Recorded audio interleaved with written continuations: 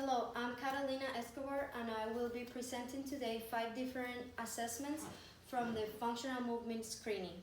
So usually the FMS consists of 7 different tests or assessments, but today I'm only going to be showing 5. The assessments are usually scored on a scale of 0 to 3, and a zero will be given if there is any pain at any time during any of the motions.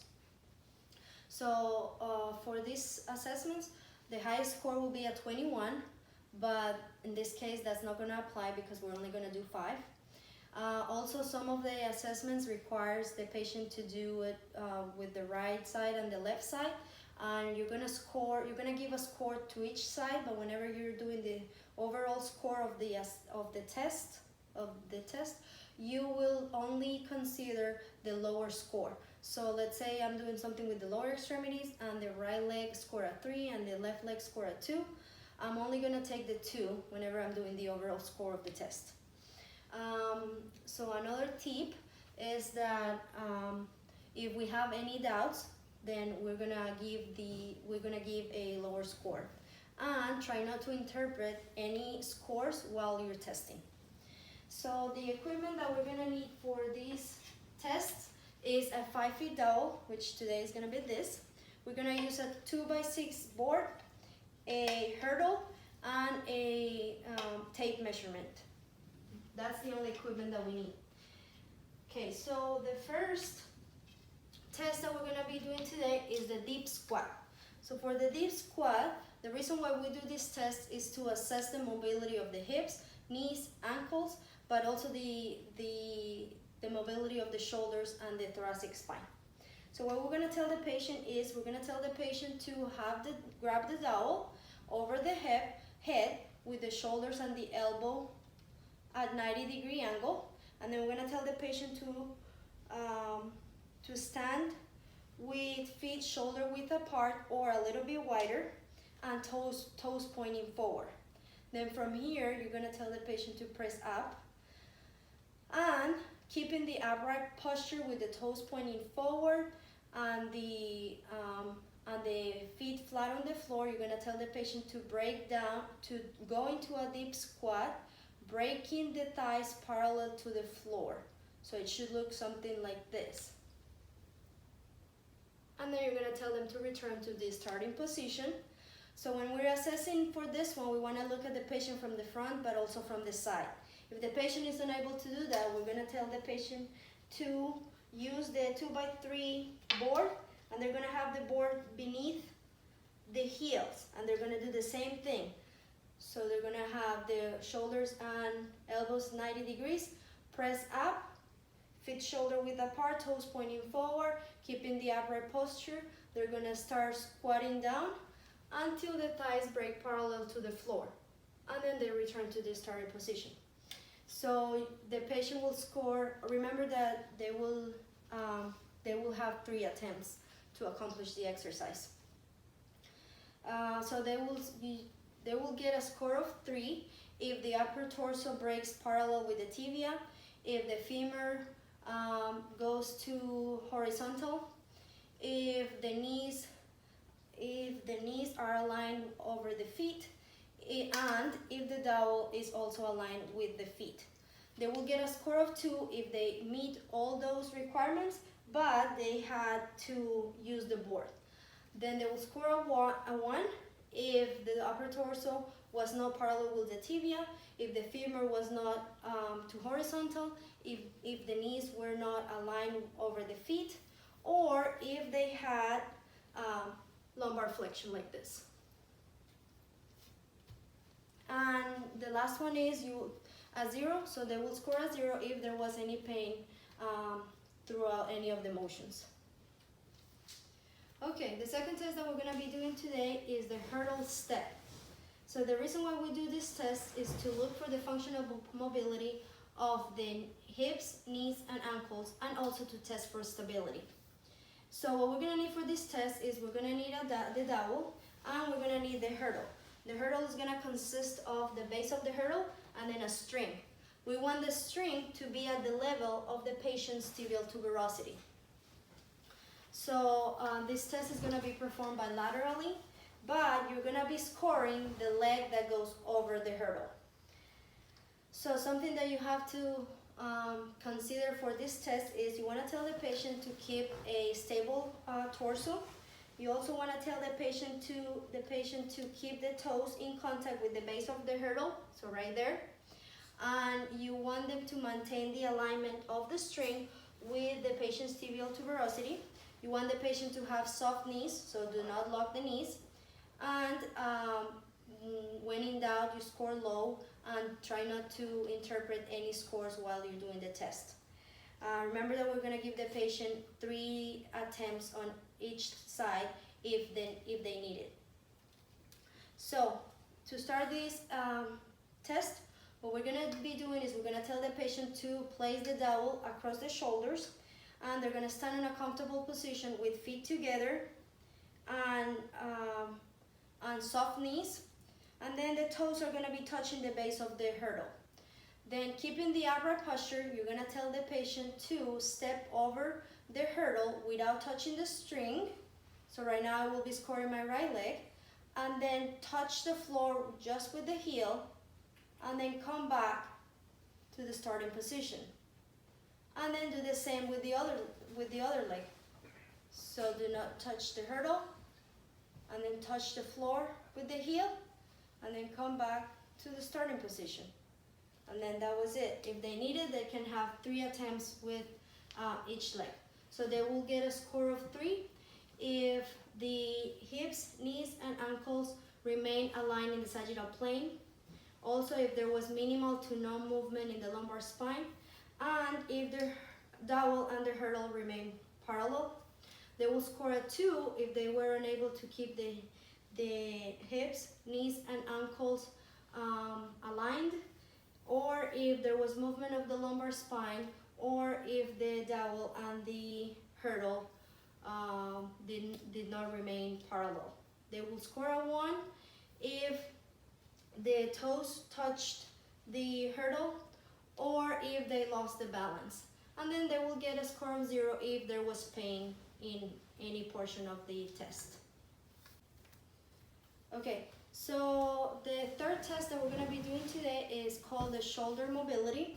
The reason why we do this test is to assess bilateral shoulder ranges of motion, scapular mobility, and thoracic spine extension.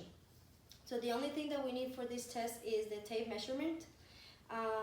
This test is going to be performed bilaterally, and the arm that is going to be flexed over the head is the side that is going to be scored.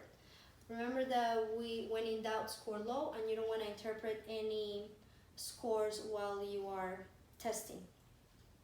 Also, this test has a clearing test, and I will be explaining it later, but whatever the score of the clearing test is, that score is going to override whatever the score of the test is, and I will explain it later again. So for this test, what we're going to be doing is we're going to take the tape measurement, and we're going to measure the patient's hand from the crease of the wrist to the tip of the middle finger. In my case, it's a 6.5.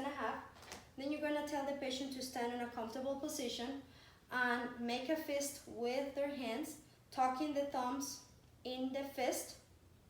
And then you're going to tell the patient to, in a single motion, place the right hand over the head onto the back and the left hand behind the back. You're going to tell them not to move their hands after the initial placement. You don't want them to walk their hands towards each other. And then you're going to measure the distance in between the patient's fist.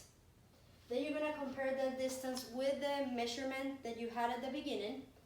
And the patient is going to score a 3 if the fists are within one hand length. They're going to score a 2 if the fists were within 1.5 hand lengths. And then they're going to score a 1 if the fists were not within 1.5 hand lengths.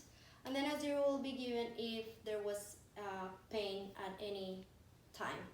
Now, and then they will perform it on the other side. So now I'm going to be doing my left hand. So I'm going to be doing the fist. Then I'm going to be having my left hand over my head onto my back. And then the other one behind the back, and then I will measure and compare that measurement with the hand measurement. Now for the clearing test, you're gonna tell the patient to, it's also performed bilaterally, you're gonna tell the patient to put the right hand over the left shoulder and then raise the right elbow towards the forehead, and then you're gonna ask the patient, do you feel any pain?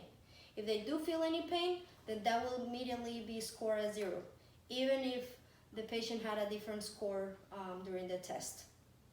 And then you will perform that bilaterally, so the other hand, and then you ask the patient, do you feel any pain? And then relax. Okay, the fourth test that we're gonna be doing today is the active straight leg raise. For this test, what we're gonna be needing is we're gonna need the dowel and we're gonna need the 2x6 board. The reason why we do this test is to assess the ability to dissociate the lower extremity while maintaining the stability of the torso, in the torso. So for this test, you want to perform this test bilaterally, but the hip that is going to be flexed is the side that we're going to be scoring. So you don't want the patient to externally rotate the hip of the foot that remains on the floor, and you also want the patient to keep the knees extended, and the knee of the leg that is going to stay on the floor, you want that knee to always be touching the board. And remember that you give the patient 3 attempts with each leg if it's necessary. So, what we're going to do is we're going to tell the patient to lay on the floor. So keeping both knees extended and they should be touching the board. You're going to tell the patient to have the palms facing up and the toes pointing towards the ceiling.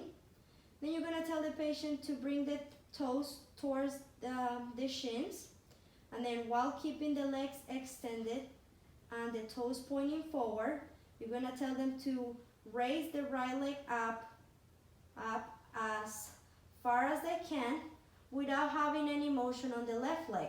So right here I will be testing my right leg. Then you're going to take the dowel and you're going to line it up with the patient's ankle, something like this.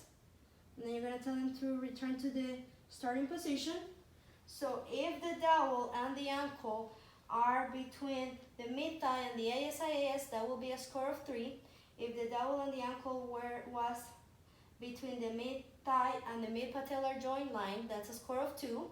If the dowel was below the patellar joint line, that will be a score of 1.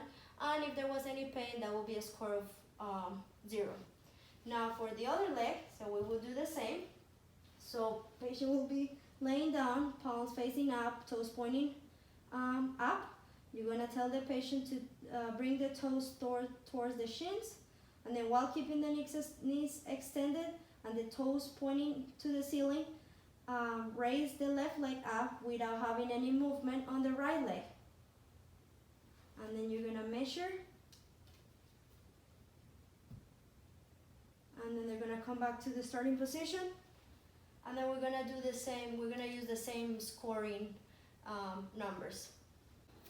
Okay, the last test that we're going to be doing today is the trunk stability push-up. The reason why we do this test is to assess the trunk stability in the sagittal plane while a symmetrical upper extremity motion is performed. So for this test has a clearing test that I will be explaining it later, but remember that whatever the score of the clearing test is, that is going to override whatever the score of the whole test is. So for this test, you want to tell the patient to lift the body up as a unit.